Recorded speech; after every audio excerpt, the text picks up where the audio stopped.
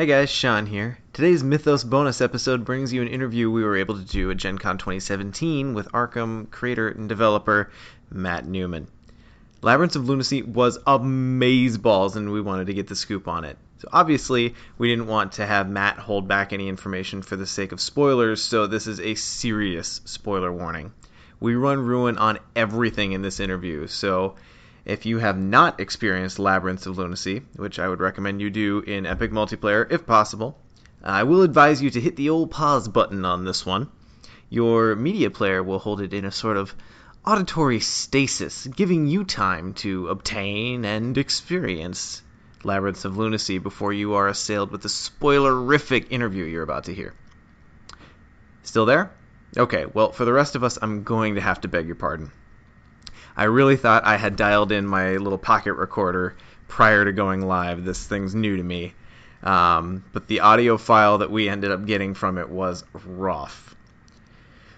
The mic ran hot, and it didn't like the acoustics. So we did what we could in post, but this is still a little bit... it's a little bit on the side of rough, guys. I'm sorry. If it was anything other than this juicy interview, I'd have thought about scrapping it, but I figured it's better to exist in this compromised form than it is not to exist at all. So again, I'm sorry for the quality, but please enjoy this special Mythos bonus interview with Matt Newman.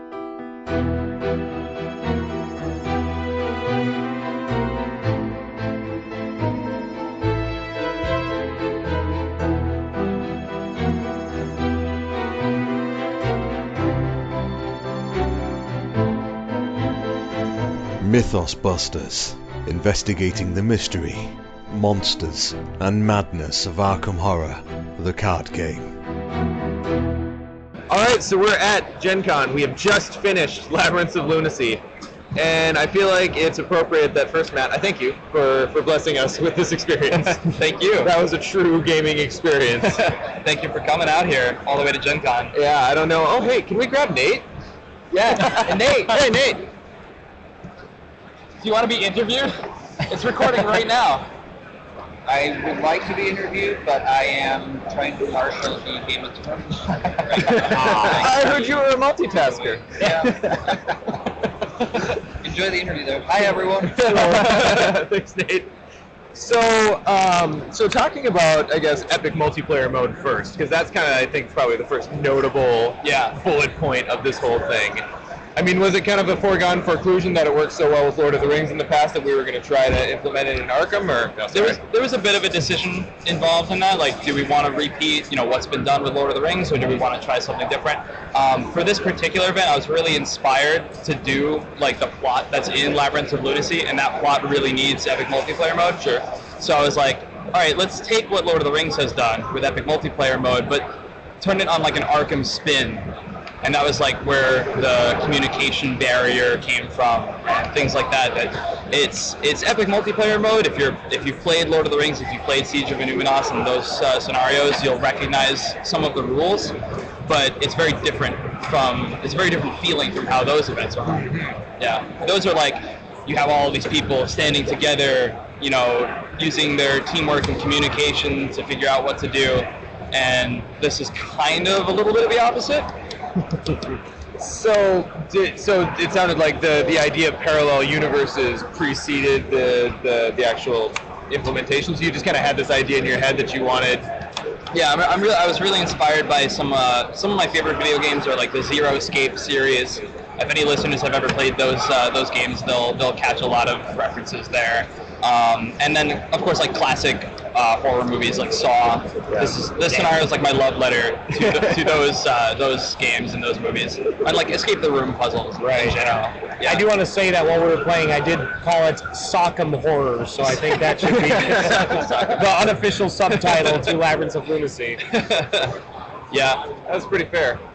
Okay, so kind of, I mean, I know you're really into throwing little references here and there to other things. So where did kind of the idea of Excitolon come from, the mastermind specifically?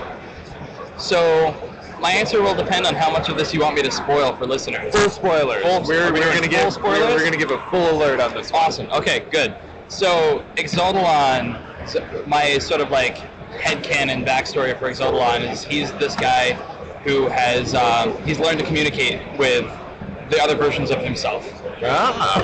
So he's working together with himself to become stronger, so that he can survive in basically the Arkham universe.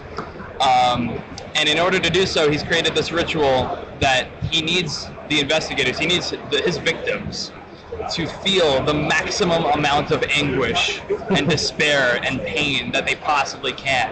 And the best way to do that is to give them a glimmer of hope. Let them escape if they can. And that's why the entirety of the, it's a test, it's a trial of your skill. And if you can make it out, he'll let you go. But if you can't, he's going to feed off of your power and become stronger. All right. He's a totally made-up character, and he's kind of like my brainchild. Okay. So talking about the art really quickly here, and I'm not sure how much of this was you versus the artist, but is it a mask he's wearing? Yeah, he's wearing like a gas mask. Okay. You can see it's kind of cracked too. Right, yeah. Like you can see there's like scars all over his body, like he's been self-flagellating. But it's not enough pain. You know, he needs to inflict pain on others. So goddamn. There's a lot of metal. his art description was one of the lengthiest art descriptions I've ever written, probably. But the artist really knocked it out of the park. So the logistics of three parallel obstacle courses, essentially. Yeah. Working in tandem with the acts and agendas, to me, is mind-boggling. How long did it take you to work out the mechanics? This was definitely the longest development time that we've ever done on any scenario. That's surprising. I think we started playtesting this scenario. Well, to put it into perspective, we're starting the development time for next year's GenCon event now. Wow. Yeah. Like, that's how far ahead we work. We work really far ahead of schedule. So we started development on this in like the fall of last year. And we pretty much did development work on this all throughout playtesting for the entirety of like the Carcosa cycle. Oh wow! So yeah, it was a very long development cycle, and there were a lot of iterations on like certain things, like how they would work, how the groups would interact with one another. The biggest hurdle was how to make this still compatible with 1 to 4 players.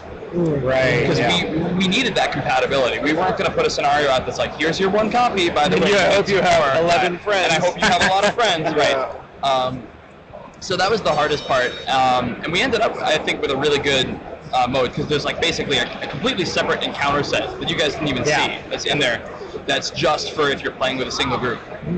And then from there, we went on to make it into a mini campaign, where you can actually play it with a single group, 1 to 4 players, 3 times in a row, once as each group, and that will determine the outcome. Kind of like as if you're simulating, having 12 players. But yeah, it was tough. There was a lot of things that like went wrong in the first few playtests. Where I think the first playtest we made it to I want to say the end of Act 1, and everything broke. We're like, oh, well, thanks for coming out here, guys. We're gonna have to completely redo this. But I'm really happy that it worked. Yes. Yeah. It works. Oh yeah. Can confirm. Oh shoot! I just had a thought, and then it went. Guys, say something. So it's a pretty large scenario, and there's a lot of moving parts. There's a lot of bits, a lot of stuff that we haven't seen before in other scenarios. Mm-hmm. Considering all of Labyrinths of Lunacy, what would you say are you singularly the most proud of? Oh, jeez. Singularly the most proud of, I probably did any of you get the Vent story card? No. Oh, okay, wow. Okay, so like just the concept of I really like the paradox objectives, the objectives that you where it's like, do this thing before the agenda advances or you all die. And the thing that you're told to do is physically impossible, and you have no idea how to do it. And we have like people calling me over like, am I reading this right? Like, am I really supposed to do this? And I'm like, yeah. And then you have to kind of like wait for the other groups to help you out, and you have to hope that they can help you out. And you have to like find a way to communicate to them what your problem is, like what you need from them. So I think just in general that whole concept and the levers in particular, I think are the thing that I'm most proud of. The levers and the way that it interacts with the Chamber of Secrets. Yeah. I had so many people. There was on Thursday there was a player who they guessed which lever to pull. You guys haven't. I was just going to say, do the levers. How do you guys feel having no idea what he's talking You about? have no idea what I'm talking about. I'm excited to listen to this podcast later, Nick. You guys were Group B, right? Yeah. We were Group Okay. B, yeah. Yeah. So there's one of the groups has 3 levers, and only one investigator can make the choice. And if they pull the wrong lever, they die. That's awesome. And if they pull the right lever, they make it. They make it through. And the correct lever is something that they can't possibly know. Right. Yeah. So so there was someone on Thursday who guessed correctly, and their cry of jubilation was something to behold. They were so happy. They were like, "Yes, I did it!" And it was really great. Yeah, when we popped the last damage on Exidolon, that was pretty epic as well. Yeah, it definitely brings up a lot of like those big, intense, emotional moments. Almost like one of the things that stood out to me was the time. Like it kind of reminds me of some like dungeon masters or game masters and RPGs will do like time challenges, right? Like you go out the hourglass and you only have that much time. In our group, we basically got to a point where I had to save Nick. Yes. With the Surprise! He was just running into that room. We needed one more round, and we had like 5 minutes left. I think you guys announced at that point. So you had one round left. And this group next to us was kind of like, they had a lot to deal with, so we're like sitting there praying, like, hurry. Yeah. I like how the timer interacts with the paradox effect card, because you're encouraged to really like talk for a while. You're like, you can just sit there and talk for like 15 minutes, but if you do, you're kind of putting like the other 10 people at risk. The first time those people go, The first time I did it, I didn't fully understand the implication, so I just went over to Casey and I was like, "So, what's going on over here?" How's it going? And I said, "Oh, you're playing Wendy. Okay, well, no, you don't. Wow, you've got a lot of resources. So are you trapped or anything, or just like?" Yeah, okay, good talk. Generally, once you hear that 30-minute warning, that's when we're like, oh no, we're all like, we need to get going. There's only one doom on Yeah, exactly. Yeah. So it worked out pretty well. There's very few groups that actually like ran out of time and got killed because of it. So I think the time was like just right amount of time, just enough to like put the pressure on and make them feel like, oh, we're running out of time.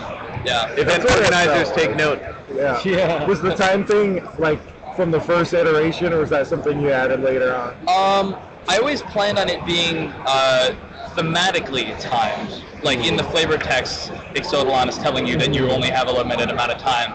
And at first, that limited amount of time was just represented by the Doom on the agenda, just like in any other scenario.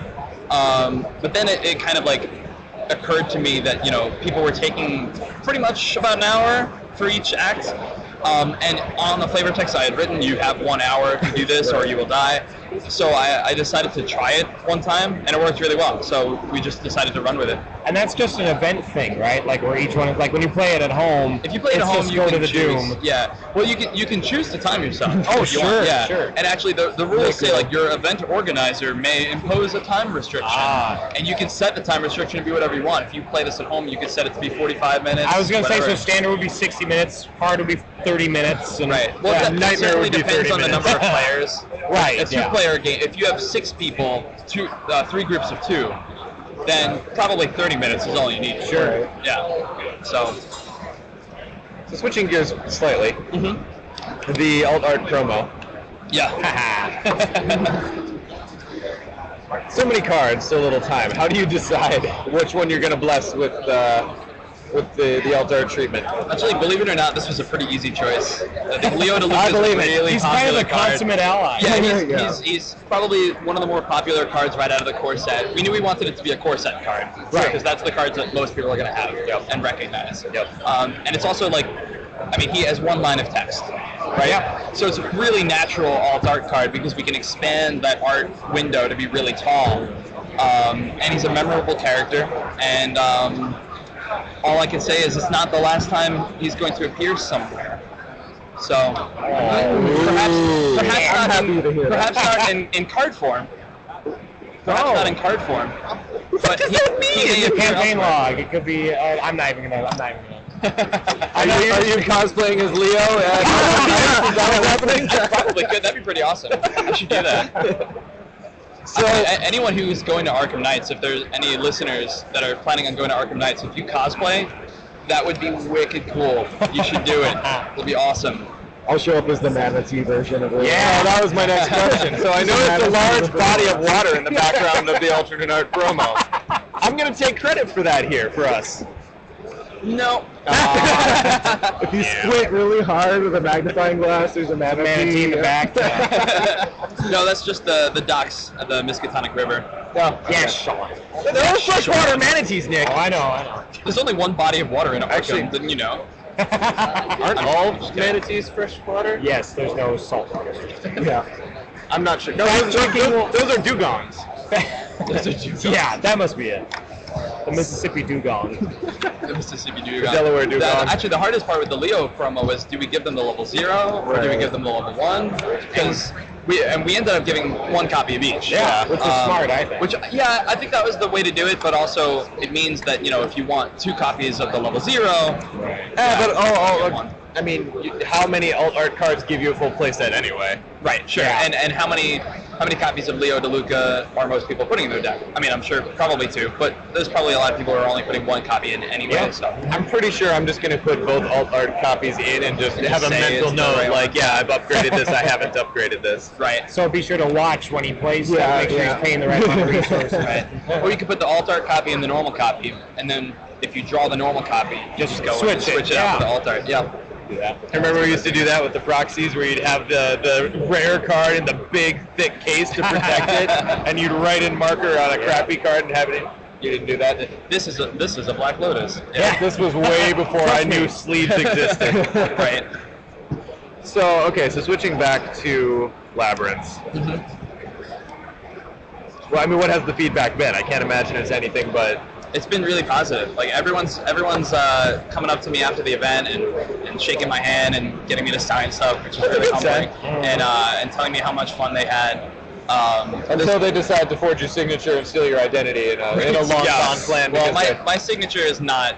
I mean, it's just scribbles, so they could go ahead and forge it, but no one would believe them. But yeah, I mean, I was actually a little worried going into it because there's a lot of effects that, like, for example, if another group doesn't help you to solve your puzzle, you might all be dead.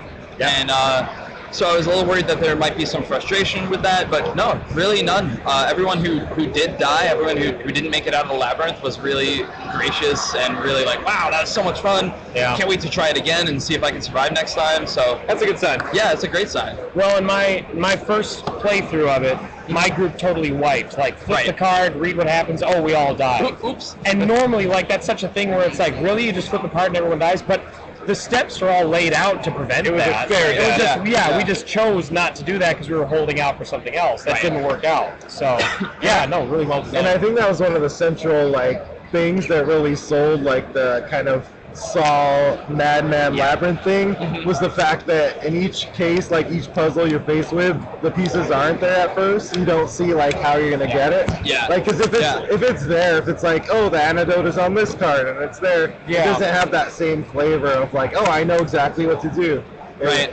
That unknown of like, it becomes so mechanical instead of a puzzle game. The fact that the syringe doesn't say antidote anywhere on the card. And it's filled with like slime. Yeah. If you look at it, you're like, we had that moment where we're like, obviously we need to find the antidote. Oh, hey, there's a syringe. It has the antidote. And like right before we stuck it in Nick's neck, we're like, wait, what? What if this is not an antidote? So one of the other groups during this event injected someone else. Thinking like, this is probably harmful. And then one person was like, oh, you know what, I'll take it because I'm not doing super well anyway. But he's not the person who pulled the liver, so yeah. Oh, no, rough. Yep. Yeah. But again, he was like, that was so much fun. Yeah. We did it wrong, but yeah. So the difficulty in this scenario doesn't necessarily come from the cards, like the numbers on the cards and the effects on the cards. It comes from trying to naturally and organically figure out what you actually have to do to survive, and helping the other groups do so as well. Yeah. Yeah. So the kind of alternate universe, I mean, freaking the Arkham universe, you could have placed this in any setting. You could like you wake up in Yuggoth, then you're in some weird prison, blah blah blah. Like, how did you decide the setting and kind of this? I mean, was it really the Saw influence, or it was a little bit of that, and it was also I was really enthralled by the idea that when you make it out, and you're like, I was in Arkham the whole time. I was expecting to like walk out onto the Miskatonic U campus or something, just like that. Almost to me, that's more horrifying. Yeah, because it's kind of like, you know, like this could happen, right? Like you. In the resolution text, it's like there are dock workers there, like you were screaming, beating on the door, and they didn't hear you, and like that to me is way more terrifying than showing up in like on the moon, you know? Yeah. Yeah, definitely. So this is actually a general question, but I'll ask it in the context of this. Like, how do you decide among the pantheon of the bestiary of enemies and monsters? How do you kind of decide what goes where? Like, I think Night Gaunts and Migo were featured in this one, but kind of how do you decide where to pull from the roster? So some of that was figuring out which art pieces that we want to order and which pieces we already have from previous Arkham titles and such. So for example, in this scenario, we had to order so much art for like the locations and such that we used the Migo and the Night Gaunts were both originally called Cthulhu LCG. Sure. So that was really helpful for us because it saved us room so that we could order, like, for example, all those diagrams and all those other things. Those are all, you know, commissioned. So that's part of it.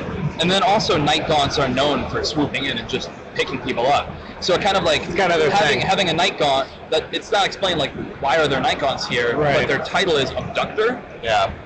It kind of tells the story of like this is how you got here. Yeah, potentially. It actually took me a second to figure out it was a Night Gaunt because I'm like, oh hey, cool. Because when you look at the art, it's kind of obscured. Right. I'm like, oh, it's like the beast from Stranger Things. Yeah. And then Nick's like, oh, it has a Night Gaunt trait. I'm like, oh yeah, it's a Night Gaunt, I guess. Yeah. And also like I said, Exodolon, he's just this person who has learned these secrets and figured out how to do these things.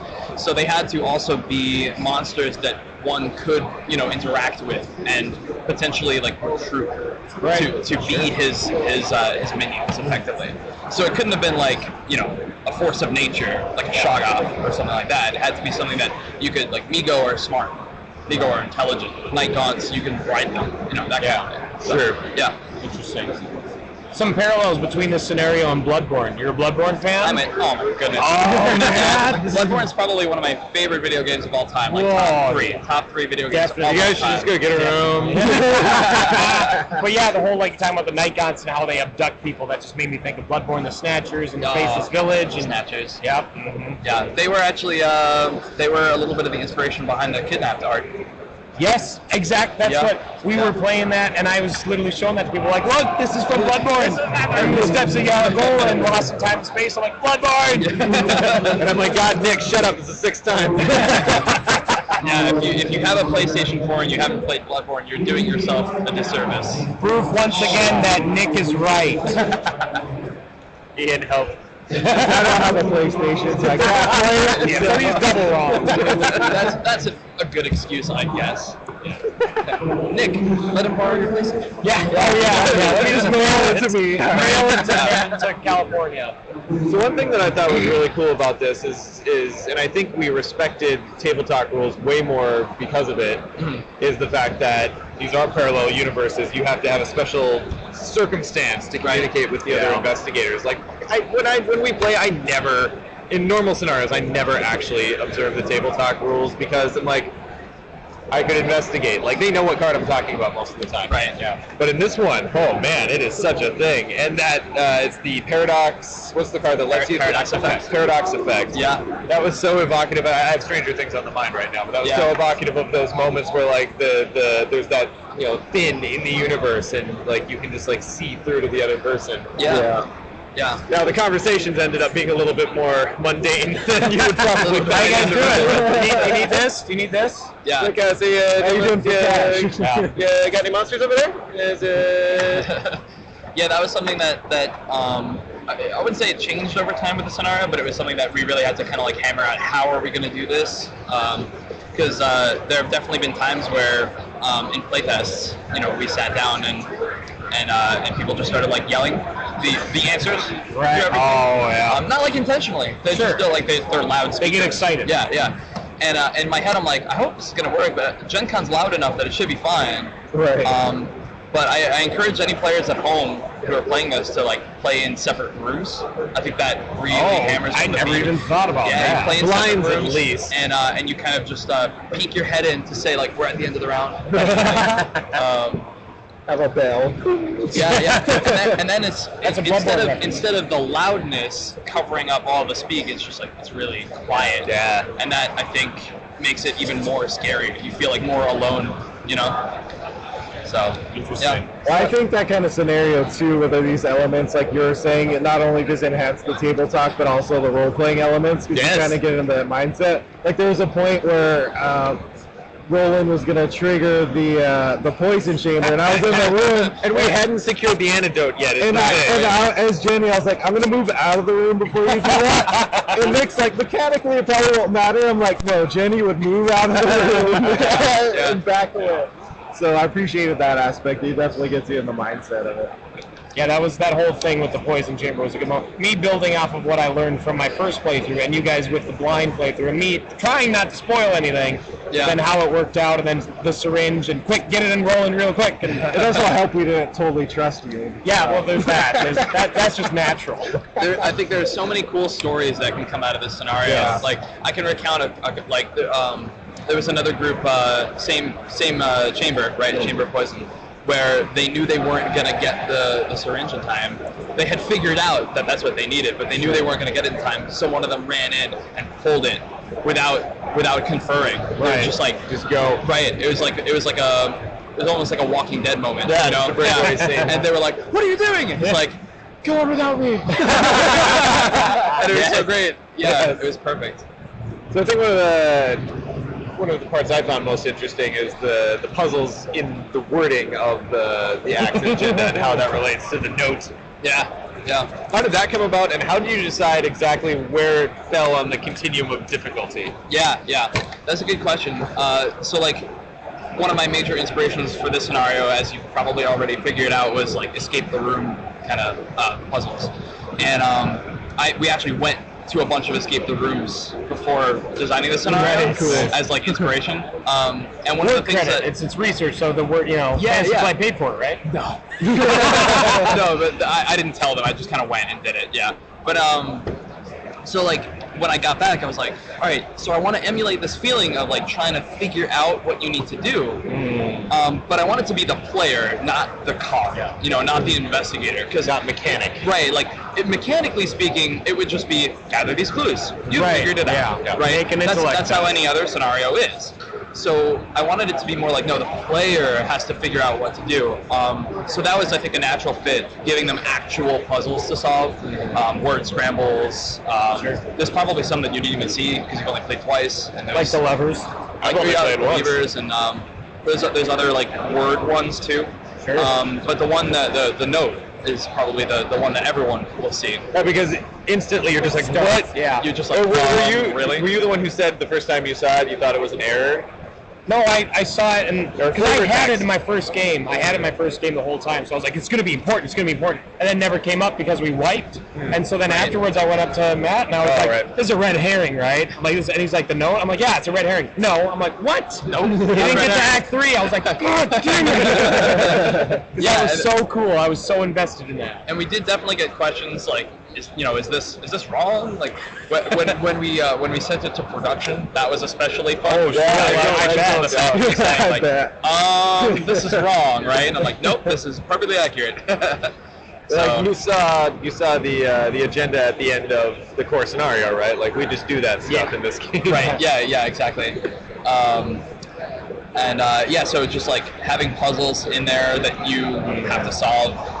And then the tricky part with that is we had to consider, is this worth it? Because when they play it again, they're going to know what it says. Right. But in practice, that's still fine. It was still a lot of fun. Well, and there's enough variance too, like between the story cards that are introduced in it and the different acts, and you can shuffle those up like that other version of the game. There's a lot of replayability. You have the 3 groups that are all pretty different from one another, and then you have the story cards, which are all pretty different from one another, and then there's an optional variant. It's called the Shifting Labyrinth, that randomizes the group cards. So you could start off with like the Group A Act 1, and then then go to the Group which group C you're a part of. Act 2. And it works. It works really well. The only reason why that's not the default mode is because we kind of want you to get the group experience first. Right. Yeah, where it's like, you're a Group A, and that makes it easier to replay the scenario later. Right? You just know, all right, I'm going to play Group B this time. God, I'd almost think it'd be cool, like, if you're going to organize something like this, to randomize who's sitting at a table together, too. Yeah. Actually, we had discussed that, too. It would have made a lot of thematic sense. You wake up with strangers. Yeah, like, who are these people? I don't know. We have to work together. Whereas, where are my friends? I don't know. They're at completely different tables. I hope they make it out. We talked about doing that, but in the long run, we didn't want to upset anyone who came all the way to Gen Con with their friends. Yeah. They organized their decks together, or maybe they came with their significant other, and they knew they wanted to play together. Yeah. So, right. But I encourage players at home, if they organize this event on their own, definitely, like, break all the groups up, mix everyone around. It'll be a lot of fun. Excellent. Yeah. Guys, anything else? This will be available for purchase separately at some point in the future, right? This will be available for retail at some point. I don't know when. Yeah. I wish I could tell you when, but I literally don't know. You can just say a date. What are they going to do? It's not going to be as quick as Curse of the River, I'll tell you that much. Well, yeah, I wonder why. There's a lot going on in this scenario. And the packaging itself. Yeah, the packaging. Has there ever been anything in that package before? It was completely new to me. That was a big challenge for us for the retail version. Just be on the lookout. It's going to be special. Great. It's going to be special. So I know you can't confirm, I know you can't deny, I know you can't make any promises, but I'm just going to throw this thought out into the world. If it's Diana Stanley, I'm off the I'm walking away. Who? Yeah. Right answer. Who said that? I don't hear people who are dead to me. I'm thinking that it would be with the coolest thing in the world for the social deception aspect of something to come into this game, and for like it wouldn't have to be an epic multiplayer mode, but just to have that, almost like the thing.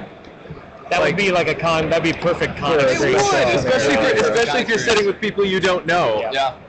So, just throwing that out there. If that happens, I'm going to be a really happy camper sometime in the nebulous future. I will take that into consideration. Fantastic. As if he hadn't already.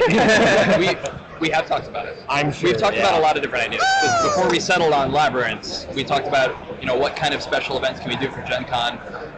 Because we know we want these events to be an experience. So that you would go to Gen Con to do, that you want to sit down and do. So like Curse of the River and Carnival are great. But we wanted to do a scenario that's more than just a standalone. It's something that you get this experience that you would have to really kind of like organize to do it at home. But when you go to Gen Con, we kind of do all the organizing for you. Yeah, it's gotten really slick the past few years. Like, you guys even have like table copies out. Oh yeah. Well, it took a while to set up. Yeah, no, I don't doubt. I think tomorrow I'm gonna have to show up a little bit earlier.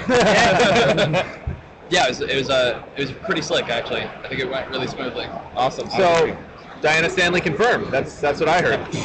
That's not what I said. All right, Matt. Well, thanks for sitting down with us. This was a fantastic experience. Thank you. Thank you guys so much for coming all the way out here to Gen Con.